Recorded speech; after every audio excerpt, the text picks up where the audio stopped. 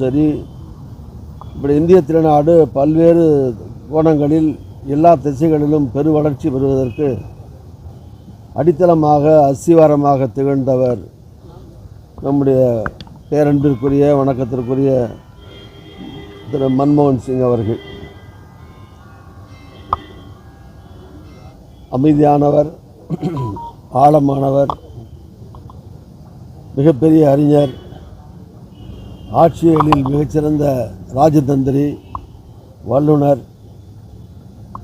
ஒரு சிறுபான்மையோடு இருந்த ஒரு அரசாங்கத்தை கூட்டணி கட்சிகளையும் ஒருங்கிணைத்து 2 முறை சிறப்பாக இந்தியாவை ஆண்டவர். இந்திய நாட்டிற்கு வலு சேர்த்தார், பெருமை சேர்த்தார், புகழ் சேர்த்தார், வளர்ச்சியடைய செய்தார். அதோடு அவர் சார்ந்திருந்த காங்கிரஸ் இயக்கமான காங்கிரஸ் இயக்கத்திற்கும் பெருமையும் புகழும் ஈட்டி தந்தார். ஆட்சித் தலைவர் அவருடைய மறைவு, மன்மோகன் சிங் அவர்களுடைய மறைவு என்பது வயது மற்றும் உடல்நல குறைவாலே அவர் இயற்கை எய்திருக்கிறார். நெருநல் உளனர்வன் இன்றில்லை எனும் பெரும்புகழ் படைத்தது உலக என்பார் வள்ளுவர். நேற்றிருந்தவர் இன்றில்லை என்பதுதான் இந்த உலகத்திற்கான சிறப்பு, பெருமை என்பார் வள்ளுவர். அதுபோல் இந்த மண்ணிலே பிறக்கிற எந்த மனிதராக இருந்தாலும் ஒரு நாள் மனிதன் ஆக வேண்டும், இயற்கையை தான் ஆக வேண்டும். இயற்கையானது, மரணம் வெல்ல முடியாதது. ஆகவே வாழ்வாங்கு அவர் வாழுகிற காலத்தில் எப்படி வாழ்ந்தார், என்ன செய்தார் என்பது முக்கியம். இவர் வாழ்ந்த காலத்தில் வாழ்வாங்கு வாழ்ந்தார். சிறந்த வாழ்க்கையை, எடுத்துக்காட்டான வாழ்க்கையை, இந்தியாவை வளப்படுத்துவதற்காக தன்னை அர்ப்பணித்து கொண்ட வாழ்க்கையை நடத்திய மன்மோகன் சிங் அவருடைய புகழ் என்றென்றும் நிலைத்திருக்கும். அவருடைய புகழ் வாழ்க என்று அவருடைய திருவுருவ படத்திற்கு காங்கிரஸ் சார்பில் அஞ்சலி செலுத்துகிறோம், வீர வணக்கத்தை செலுத்துகிறோம். மன்மோகன் சிங் அவருடைய புகழ் வாழ்க, வாழ்க, வாழ்க.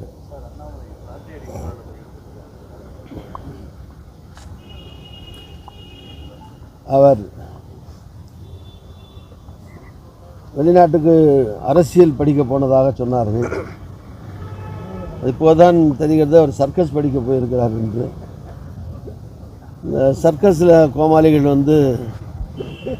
பொதுவாக இந்த மாதிரி சாட்டை எடுத்து அடிச்சுக்கிறது, சவுக்கு எடுத்து அடிச்சுக்கிறது, எல்லாம் மக்கள் கூட்டமான இடங்களில் நின்று இந்த மாதிரி வித்தை காட்டுவாங்க. அது மாதிரி லண்டனில் அரசியல் படிக்க போய் இந்த சர்க்கஸ் அரசியல் தான் படித்தார் போன்றது. அதனால் சர்க்கஸில் இருக்கிற கோமாளிகள் வித்தை காட்டுற மாதிரி இங்கே தமிழ்நாட்டு மக்களில், அதுவும் திமுக அரசை அகற்றுவரை தினம் எடுத்து அடிச்சுக்க வேண்டியானே. ஏன் ஒரு நாளோடு இருக்குது? ஒரு நாளைக்கு வீட்டுக்கு முன்னால் நின்று 5-6 அடி அடிச்சுக்கிறதா சொன்னார். ஆட்சி அகற்றுவரை காலனி அழிய மாட்டேன், செருப்பு போட மாட்டேன்னு சொல்லியிருக்காரு. ஆட்சி அகற்றுவரை தினம் அடிச்சுக்க வேண்டியானே ஒரு 5-6 அடி.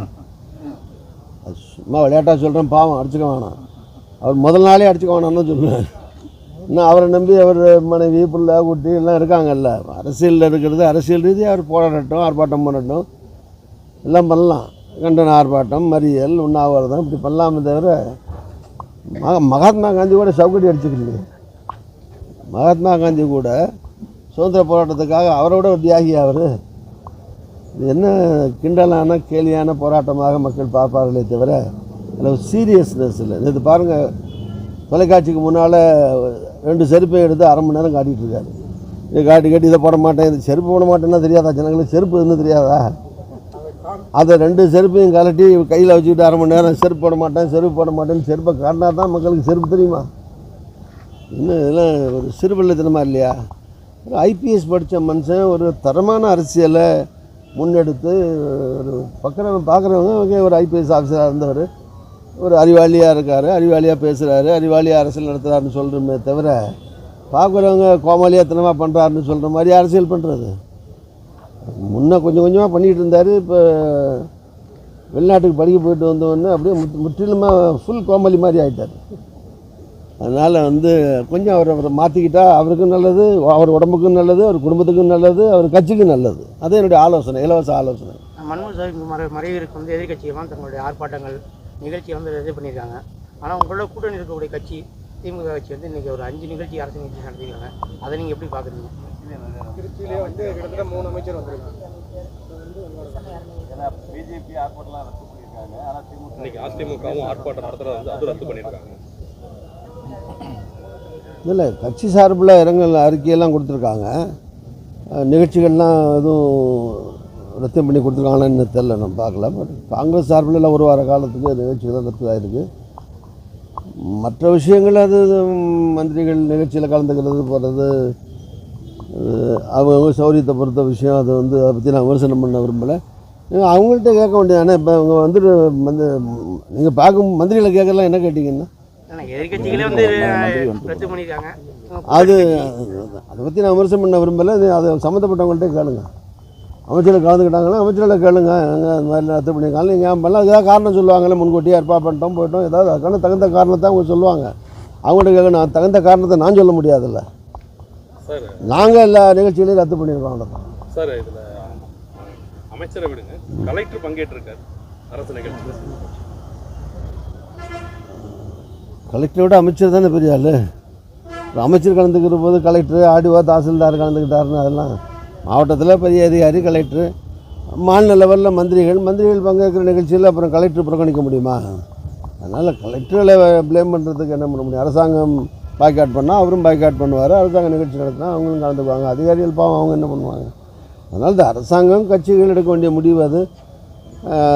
பண்ணியிருந்தால் நல்லா தான் இருந்திருக்கும். எல்லோரும் நிகழ்ச்சிகளை ஒரு வார காலம் 4 நாள் 3 நாள் தள்ளி வைக்கிறதுனால ஒன்றும் கெட்டுப்போகாது. அது அந்தந்த கட்சி அல்லது அரசாங்கம் அல்லது சம்மந்தப்பட்ட அமைச்சர்கள் அவங்க எடுக்க வேண்டிய முடிவு. அதை பற்றி நான் வந்து விமர்சனம் பண்ண விரும்பலை.